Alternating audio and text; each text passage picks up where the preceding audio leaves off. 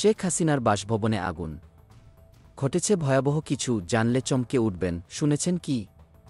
শেখ হাসিনার বাসভবন সুধা সদনে আগুন লেগেছে, আর এই অগ্নিকাণ্ডের পর পুরো দেশের রাজনীতি উল্টে পাল্টে যাচ্ছে। এটি এমন এক ঘটনা যা কেউ কল্পনাও করতে পারেনি। ধানমন্ডি ৩-২ নম্বরে, যেখানে বাংলাদেশের প্রধানমন্ত্রী শেখ হাসিনা একসময় বাস করতেন, সেখানে ভয়াবহ অগ্নিকাণ্ডের ঘটনায় সবাই স্তম্ভিত হয়ে পড়েছে।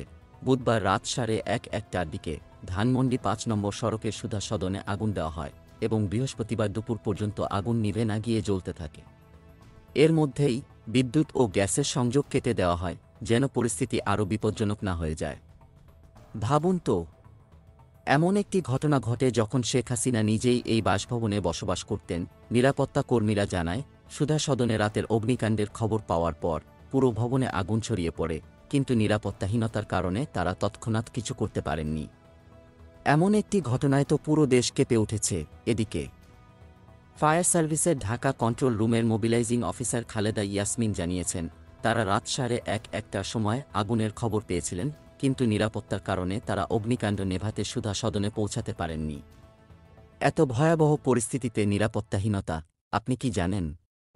এই ঘটনার পেছনে আরও কিছু রহস্য লুকিয়ে রয়েছে। যখন শেখ হাসিনা জুলাই মাসে গণঅভ্যুত্থানের মুখে ভারতে পালিয়ে যান, তখন থেকেই শুরু হয় এই ধরনের অস্থিতিশীল পরিস্থিতি। এরপরে রাতেই শেখ হাসিনা নিষিদ্ধ ঘোষিত ছাত্র সংগঠন ছাত্রলীগের ফেসবুক পেজে ভাষণ দেন, যা পুরো পরিস্থিতিকে আরও উত্তেজিত করে তোলে। এরপরই ছাত্রজনতা ধানমন্ডি ৩-২ নম্বরে ভাঙচুর ও অগ্নিসংযোগে জড়িয়ে পড়ে।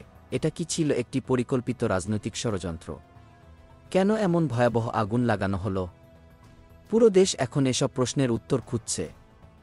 পরিস্থিতি আরও গম্ভীর হতে পারে, আর আমরা সবাই এখন চোখে চোখ রেখে অপেক্ষা করছি পরবর্তী ঘটনা কী হতে যাচ্ছে।